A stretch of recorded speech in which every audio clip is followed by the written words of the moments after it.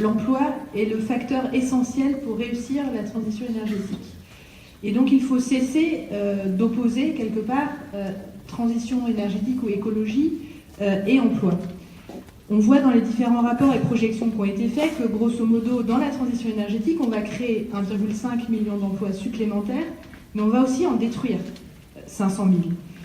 La question c'est comment, par rapport à ça, il y a des créations de nouveaux emplois, des évolutions de filières existantes, on peut faire ça par branche, par bassin d'emploi, et nous disposons d'un certain nombre d'outils. Mais ce qui est important, c'est qu'il ne faut pas rester dans cette opposition, mais il faut préparer l'avenir. Et je pense que si il y a quelque chose qui est entendable, et on entend la colère qu'on a entendue tout à l'heure dans la salle, elle est justifiée. C'est-à-dire que EDF, aujourd'hui, n'a pas préparé cette transition énergétique. De dire, puisque en 2015, de rénover et de dire on va continuer à brûler du charbon, d'un point de vue climatique, c'est une aberration. C'est une non-préparation et on accule les salariés dans ces industries fossiles à une révolte et un immobilisme. Et je pense qu'il faut sortir de ça. Il faut que la région aussi prenne ses responsabilités, puisque sous la précédente mandature, on avait développé un certain nombre d'outils, notamment la gestion prévisionnelle des emplois et des compétences. Il y a une nécessité d'agir sur le bassin d'emploi. Ça a été répété par le premier adjoint de la commune en début d'après-midi. C'est tout un bassin de vie qui est touché. Il y a bien sûr la taxe qui revient à la collectivité, il y a les emplois directs, mais également les 1500 emplois induits. Il y a le fait que les habitants vivent dans le territoire, et donc ça fait vivre aussi des commerces, etc. Et donc c'est à tout ça qu'on va toucher.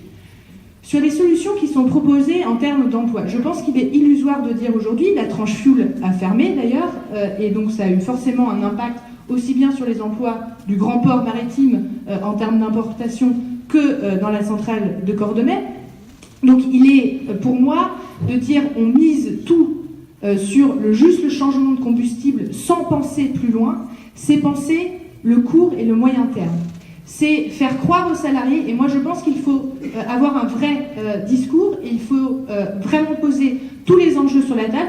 Moi j'entends des ouvertures quand j'entends le monsieur qui regarde sa tablette, mais qui tout à l'heure disait la question du climat, elle est primordiale. Oui, elle est primordiale, parce qu'on n'aura plus de travail si on n'a plus de planète sur laquelle vivre. Donc évidemment, et je pense que la question du sens de l'activité, puisque je pense qu'il y a une certaine violence aujourd'hui aussi, quand on dit à des employés d'EDF, service public, qui sont engagés dans ce service public-là, et on leur dit aujourd'hui votre activité, elle pollue, elle détruit la planète, elle détruit notre climat, alors que le sens de l'engagement de ces ouvriers, de ces salariés, était dans le service public. Moi, la question aujourd'hui sur l'emploi, c'est comment on redessine le service public de l'avenir.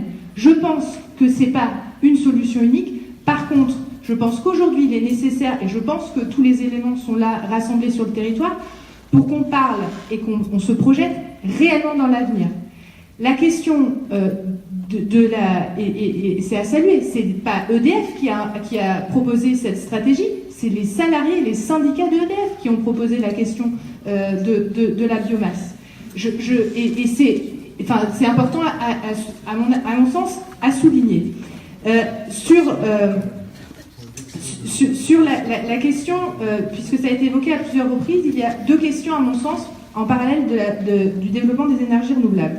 Il y a la question, est-ce que Cordemais doit rester un outil d'appoint, comme ça a été dit, alors que on peut discuter, mais RTE n'a pas été très limpide sur la question, parce qu'il y a différents scénarios, et j'entends que vous ne voulez pas vous prononcer plutôt pour un ou pour l'autre, et que vous expertisez les différents scénarios qui sont proposés. Pour autant, on sait qu'avec les travaux sur l'efficacité énergétique, il y a une aberration française qui est le chauffage électrique. On souhaite, dans la rénovation et dans le travail dans l'efficacité énergétique, sortir de cette aberration française. De fait, en hiver, la pointe ou le pic de production sera moins net qu'il peut l'être aujourd'hui. Les différents acteurs peuvent s'accorder sur le fait que une centrale d'appoint comme Cordemais, à l'avenir, avec la décentralisation, puisque la transition énergétique, c'est aussi la décentralisation de la production d'énergie, de fait, ça va faire que ce centrale d'appoint de ce niveau-là, il n'y en aura peut-être plus besoin. Par contre, à moyen et long terme ou à la marge. Mais c'est un débat qu'il faut avoir et sur lequel il faut travailler les différents scénarios et avoir des éléments plus précis. Par contre, ce qui est sûr, c'est que, et ça a été évoqué aussi, avec l'arrivée des énergies renouvelables, et notamment les énergies marines renouvelables qui sont à la porte d'à côté, il y a la question qu'il faut se poser de stockage. Ça a été évoqué sur la FIPAC, c'est là aussi les nouvelles compétences et les nouveaux métiers qu'il faut... je pense que Cordemais a un rôle majeur et clé, puisque ça a été rappelé par Renan Dantec, aussi l'histoire du bassin de l'estuaire de la Loire en termes de lutte contre une centrale nucléaire, en termes de paysage énergétique est important.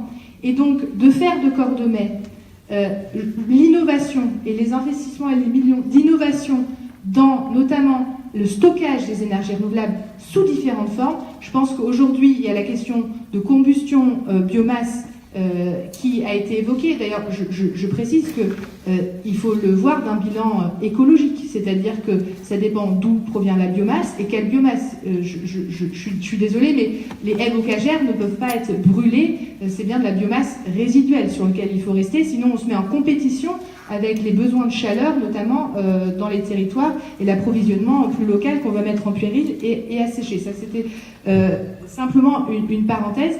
Mais je ne veux pas être plus long, mais sur la question, sur le stockage des énergies renouvelables, je pense que sur la biomasse, on peut travailler aussi sur la gazéification, qui est un mix de solutions. Tous les réseaux, l'apport du Grand Port, etc., sont présents sur le site de Cordemais. C'est une pépite qu'il ne faut pas laisser fermer. Il y a le centre de formation, ça a été explicité aussi en début d'après-midi. Et donc, il n'est pas question d'abandonner Cordemais, mais en termes d'emploi, il faut voir quelles compétences il y a, comment on évolue, de quels nouveaux métiers on a besoin, et réellement regarder sur le long terme, et pas simplement être à une vision court terme, parce que j'ai peur qu'on va faire espérer, y compris des salariés, pour qu'ils se prennent plus vivement et plus fortement une porte dans la figure. Et moi, dans le mot transition énergétique, ce qui est important, c'est le mot transition. C'est-à-dire, on transitionne, on va progressivement d'un point à un autre. Après, sur le rythme, il faut discuter, mais ce n'est pas une révolution en soi, ce n'est pas du jour au lendemain. Et donc, ça s'anticipe et ça se construit sur le court, moyen et long terme pour qu'il y ait aussi des réponses qui soient apportées en termes d'emploi et que EDF adapte sa stratégie à les énergies d'avenir. Merci.